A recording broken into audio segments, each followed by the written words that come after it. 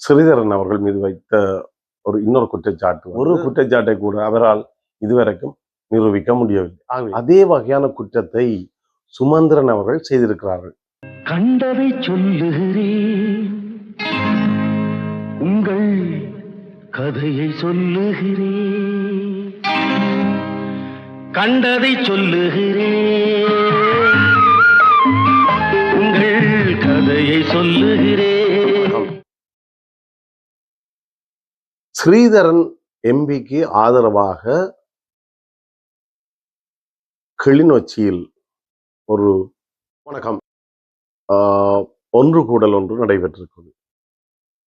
அந்த ஒன்று கூடலில் சுமந்திரன் சாணக்கியன் தரப்பினரால் ஸ்ரீதரனுக்கு எதிராக மேற்கொள்ளப்படுகின்ற விஷம பிரச்சாரங்கள் அல்லது அவர் மீது எடுக்கின்ற ஒழுக்காற்று நடவடிக்கைகள், இலங்கை தமிழரசு கட்சியில் அவர் வகிக்கின்ற அந்த வகிபாகத்தை கொஞ்சம் கொஞ்சம் கொஞ்சமாக இல்லாதொழிக்கப்பட்டு அவரை அந்த கட்சியிலிருந்தே வெளியேற்றுகின்ற ஒரு நடவடிக்கைகளை சுமந்திரனும் சாணக்கியனும் செய்து வருவதாக குற்றஞ்சாட்டப்பட்டுத்தான் இந்த ஏற்பாடு செய்யப்பட்டது.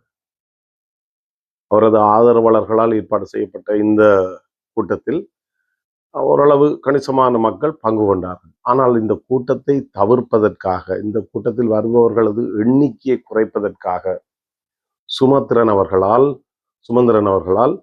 ஒரு அறிக்கை ஒன்று வெளியீடு செய்யப்பட்டிருந்தது. கட்சிக்கு எதிராக செயலாற்றுபவர்கள், கட்சிக்கு எதிராக கருத்து கூறுபவர்கள், அவர்கள் மீது கடுமையான நடவடிக்கை எடுக்கப்படும், அங்கத்துவத்திலிருந்து அவர்கள் விலக்கி வைக்கப்படுவார்கள், தமிழரசு கட்சியின் அங்கத்துவத்திலிருந்து அவர்கள் விலக்கி வைக்கப்படுவார்கள் என்று ஒரு எச்சரிக்கை விடுக்கப்பட்டது. உண்மையில் இது ஒரு ஜனநாயக ரீதியான நாடு, ஜனநாயக ரீதியான கட்சியை தழுவி அரசியல் செயற்பாட்டில் ஈடுபட்டிருக்கின்ற ஒரு கட்சி, ஒரு அமைப்பு. அப்ப இந்த கட்சி ஒரு தனி மனிதனின் சுதந்திரத்துக்கு, ஜனநாயகத்துக்கு முட்டுக்கட்டை போடக்கூடாது. ஒவ்வொருவரும் தங்களுடைய கருத்துக்களை தெரிவிப்பதற்கும் அவர்களது அபிப்பிராயங்களை சொல்வதற்கும் உரிமை உண்டு. ஏனென்றால் இங்கே சில குற்றச்சாட்டுகள் அவர் மீது வைக்கப்படுகின்றன. கட்சிக்கு எதிரான சில கருத்துக்களை மேற்கொண்டார். ஜனாதிபதி தேர்தலில் அவர் கட்சி எடுத்த முடிவை புறந்தள்ளிவிட்டு ஜனாதிபதி வேட்பாளராக களமிறங்கிய அரியநேந்திரன் அவர்களை ஆதரித்தார் என்று சொல்லி இங்கே அவர்களால் குற்றச்சாட்டப்படுகிறது. ஆனால் உண்மையில் தமிழரசு கட்சியால் மேற்கொள்ளப்பட்ட அந்த தீர்மானத்தின்படி தமிழரசு கட்சி ஜனாதிபதி தேர்தலில் சஜித் பிரேமதாசாவுக்கு ஆதரவு தெரிவிக்கும்படி கேட்டிருந்தார். உண்மையிலே நாங்கள் ஒரு விஷயத்தை விளங்கிக் கொள்ளணும். பேர்லேயே தமிழ் அரசு கட்சி என்றுதான் வைத்திருக்கிறார்கள். அப்ப தமிழராக எல்லோராலும், புத்திஜீவிகளால், நலன் விரும்பிகளால், பல்கலைக்கழக மாணவர்களால் ஏற்றுக்கொள்ளப்பட்ட ஒரு பொது வேட்பாளரை ஆதரிப்பதுதான் முறை. ஆனால் இவர்கள் சிங்கள காலங்காலமாக அந்த தமிழர்களுக்கு எதிரான நடவடிக்கையில் ஈடுபட்ட ஒரு கட்சியான ஐக்கிய தேசிய கட்சியை ஆதரித்து சஜித் பிரேமதாஸ் அவர்களுக்கு வாக்களிக்கும்படி கேட்டுக்கொண்டார். ஆகவே இன்று திரு ஸ்ரீதரன் சிவஞானம் அவர்கள் மீது சாணக்கியனாலும் சுமந்திரனாலும் முன்வைக்கப்படுகின்ற அந்த குற்றச்சாட்டு கட்சி கொள்கையை மீறி இருக்கிறார் என்று சொல்லப்படுகின்ற அந்த குற்றச்சாட்டு ஒரு காலத்தில் இவர்களாலும் மீறப்பட்டதுதான். உண்மையில் சாணக்கியன் அவர்கள் அரசியலுக்கு வருகின்ற போது அவர் மஹிந்த ராஜபக்ச அவர்களது கட்சியிலேயே முதலாவது தேர்தலில் களமிறங்கியிருந்தார்.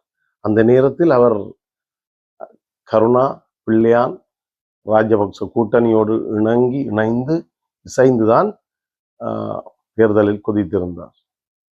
ஒரு பக்கம் சொல்ல போனால் தமிழர்களுக்கு எதிராகத்தான் அவர் தேர்தலில் குதித்திருந்தார். பின்னைய காலகட்டங்களில் சம்பந்தனால் அறிமுகப்படுத்தப்பட்டவர் தான் இந்த சுமந்திரன் அவர்கள்.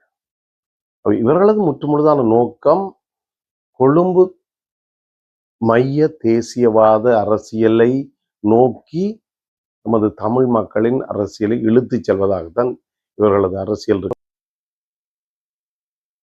மக்களால் நன்கு அறியப்பட்ட ஒருவராக இருக்கின்ற மறவன் புலவு சச்சிதானந்தம் ஐயா அவர்கள் சிவசேனை இயக்கத்தின் தலைவராக இருக்கின்ற அவர் அண்மையில் ஒரு பத்திரிகையாளர் மாநாட்டை கூட்டியிருந்தார். அதிலே அவர் முன்வைக்கின்ற குற்றச்சாட்டு என்னவென்றால், சுமந்திரன் அவர்கள் திருச்சபை, அதாவது நொன்னார்சி என்று சொல்லப்படுகின்ற எங்களுக்கு நம்புகிறேன், வேத திருச்சபையிலே அவரது மனைவி தென்னாசியாவிற்கு பொறுப்பாளராக இருக்கிறார். அவர் பலரை மதம் மாற்றி அதற்காக நிறைய ஏராளமான பணத்தை பெற்றுக்கொண்டிருக்கிறார் என்று சொல்லி ஒரு குற்றச்சாட்டை வைத்திருந்தார். அதற்கு அவர் நிறைய ஆதாரங்களை முன்வைத்திருந்தார். அந்த யாழ்ப்பாணம் அல்லது கிழக்கு பகுதி மட்டக்களப்பை சேர்ந்த பல இந்துக்களை அல்லது சைவர்களை தமிழரசு கட்சியிலிருந்து விலக்கி இருக்கிறார். இந்த நோக்கத்திற்காக பெரும்பாலான சைவத்தை அல்லது இந்து மதத்தை சேர்ந்த தமிழரசு கட்சி அங்கத்தவர்கள் அல்லது முக்கியஸ்தர்களை அந்த கட்சியிலிருந்து கொஞ்சம் கொஞ்சமாக அவர்களுக்கான அந்த தகுதியை குறைத்து அல்லது அவர்களை அந்த கட்சியிலிருந்து விலத்தி இருக்கிறார் சுமந்திரன் என்று யார் சொல்லியிருக்கிறார் என்றால், மறவன் புலவு சச்சிதானந்தம் ஐயா அவர்கள் சொல்லியிருக்கிறார்.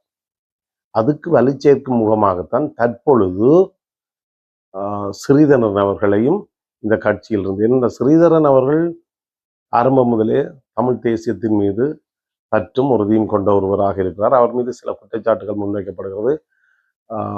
இந்த பார் லைசன்ஸுக்காக பணம் பெற்றிருக்கிறார் என்று சொல்லப்படுகிறது. அதை அவர் ஒரு சபையிலே எப்படி சொல்கிறார் என்றால், என் மீது அந்த குற்றச்சாட்டு உறுதிப்படுத்தப்படும் வரைக்கும் நீங்கள் யாரும் என்னை அந்த குற்றச்சாட்டை முன்வைக்க முடியாது. அதாவது உண்மையிலேயே அப்படி ஒரு குற்றச்சாட்டு நடைபெற்றிருந்தால் நீங்கள் நீதிமன்றம் இருக்கிறது, சட்டம் இருக்கிறது, எனக்கு எதிரான அந்த வழக்கை தொடர்ந்து அதற்கான ஆதாரங்களை முன்வையுங்கள், நான் இந்த கட்சியிலிருந்தும் இந்த அரசியலிலிருந்தும் விடைபெறுகிறேன் என்று ஒரு சவாலை விட்டிருக்கிறார். ஆகவே நீங்கள் அவர் மீது முன்வைக்கின்ற குற்றச்சாட்டு தனி ஒரு மனிதனின் விருப்பத்திற்காக, தனி ஒரு சில நலன் இந்த தமது நலன்களுக்காக ஒரு தமிழ் தேசியத்தை ஆதரிக்கின்ற ஒருவரை தமிழர்கள் ஒதுக்கி விட மாட்டார்கள். ஏனென்றால் கடந்த முறை பாராளுமன்ற தேர்தலில் பெரும் பழமை வாய்ந்த அரசியல்வாதிகள் எல்லாம் தோற்கடித்து அரசியலை விட்டே ஒதுங்க செய்திருக்கிறார்கள் நமது தமிழ் மக்கள். ஆனால் ஸ்ரீதரன் அவர்களுக்கு தமிழ் மக்களிடத்தில் இருக்கின்ற ஆதரவும் அவரது செயற்பாடுகள் காரணமாக மக்களின் வரவேற்பும் அவரை மீண்டும் ஒரு முறை பாராளுமன்றத்துக்கு உறுப்பினராக தெரிவு செய்யப்பட்டிருக்கிறார். ஸ்ரீதரன் அவர்கள் மீது வைத்த இன்னொரு குற்றச்சாட்டு அலித்த பெர்னாண்டோ அவர்கள் யுத்தத்தால் பாதிக்கப்பட்ட மக்களுக்காக உருவாக்கப்பட்ட ஒரு ஆணைக்குழுவில் தெரிவு செய்யப்படுவதற்கு ஸ்ரீதரன் அவர்கள் ஆதரவு அளித்திருந்தார். உண்மையில் இது அவர் மீது அந்த குற்றச்சாட்டை முன்வைத்திருந்தால் அதற்காக அவர் மீது ஒழுக்காற்று நடவடிக்கை எடுப்பதில் தவறில்லை. ஆனால் அதே வகையான குற்றத்தை சுமந்திரன் அவர்கள் செய்திருக்கிறார்கள். எப்படி என்று நீங்கள் கேட்கலாம். அவர் இலங்கை பாராளுமன்றத்தில் அங்கம் வகிக்கின்ற பாராளுமன்ற உறுப்பினர்களுக்கிடையே நடைபெற்ற ஒரு கிரிக்கெட் போட்டியில், யுத்தம் நடைபெற்று கொண்டு அந்த உக்கிரமான நேரத்தில் நடைபெற்ற அந்த கிரிக்கெட் போட்டியில் அவர் சிங்களவர்களோடு சேர்ந்து கிரிக்கெட் விளையாடி கொண்டிருந்தவர். ஆகவே இங்கே அதை தவிர சம்பந்தன் அவர்கள் ஒரு கூட்டத்தில், மாபெரும் பொதுக்கூட்டம் ஒன்றில் ரணில் விக்ரமசிங்காவோடு சேர்ந்து சிங்கக்கொடியை அசைத்து கையில் ஏந்தியவர். அதற்கு அவரிடம் விளக்கம் கேட்டபோது அவர் சொன்னார், திடீரென்று தந்து விட்டார்கள் என்ற ஒரு முறை ஒரு பதில் சொல்லியிருந்தார். இன்னொரு முறை அவர் சொன்ன பதில், நான் மகா காளியின் பக்தன், அதனால் சிங்கக்கொடியை கையில் ஏந்தினான். இவ்வளவு ஒரு சிறுபிள்ளைத்தனமான ஒரு பதிலாக இருக்கிறது இது. அவை அவர்கள் அந்த தவறுகளை செய்யும் போது அவர்கள் மீது எதிர்கேள்வி ஒன்றையும் கேட்க முடியாமல் இருக்கிறது. ஆனால் அதே ஒரு பிழையை இங்கே முக்கியமான விஷயம் என்னவென்றால், ஒருவனை கட்சியிலிருந்து வெளியேற்ற வேண்டும் என்றால் எங்கடா ஒரு சிறு தவறு நடக்கிறது என்று அவர்கள் அதை உன்னிப்பாக பார்த்தபடியே இருப்பார்கள். அந்த சிறு தவறு அவர்களுக்கான வாய்ப்பாக வரும்போது அவர்கள் அவரை தமிழ் இனத்திற்கு விரோதியான ஒருவராகவே கணித்துவிட்டு இங்கே நடவடிக்கை எடுக்கிறார்கள். இதேதான் இந்த அர்ச்சுனா ராமநாதன் அவர்களும் தெரிவித்திருந்தார். ஸ்ரீதரன் மீது ஊழல் குற்றச்சாட்டும் மதுவான லைசன்ஸுக்கான அந்த உரிமத்துக்கு அவர் லஞ்சம் பெற்றுக் கொண்டார் என்று சொல்லி, சரி, அவர்கள் மீது சுமத்தப்படும் குற்றச்சாட்டுகள் நீங்கள் பாயால் வெறுமனே சொல்லிவிட்டு போகுது. இப்படித்தான் அர்ஜுனா ராமநாதன் அவர்கள் வைத்தியர் சத்தியமூர்த்தி மீதும் ஏராளமான குற்றச்சாட்டுகளை முன்வைத்திருந்தார். ஆனால் ஒரு குற்றச்சாட்டை கூட அவரால் இதுவரைக்கும் நிரூபிக்க முடியவில்லை. ஆகவே வாயால் வருகிறதை எல்லாவற்றையும் நாங்கள் குற்றச்சாட்டுகளாக யாரும் சொல்லிட்டு போகலாம். சொல்லுவாங்க, எலும்பில்லாத நாக்கால் எது வேணும் என்றாலும் சொல்லு. ஆனால் இதை நீங்கள் உறுதிப்படுத்தி மக்கள் முன் சமர்ப்பிக்க வேண்டும் என்றால் அந்த குற்றச்சாட்டுகளுக்கான ஆதாரங்களை முன்வைக்க வேண்டும். இதுதான் இங்கே முக்கியமான ஒரு கேள்வியாக தமிழ் மக்கள் மத்தியில் நிற்கிறது. இது சம்பந்தமான உங்களது ஆரோக்கியமான கருத்துக்களை அன்புடன் எதிர்பார்க்கிறேன். நன்றி, வணக்கம்.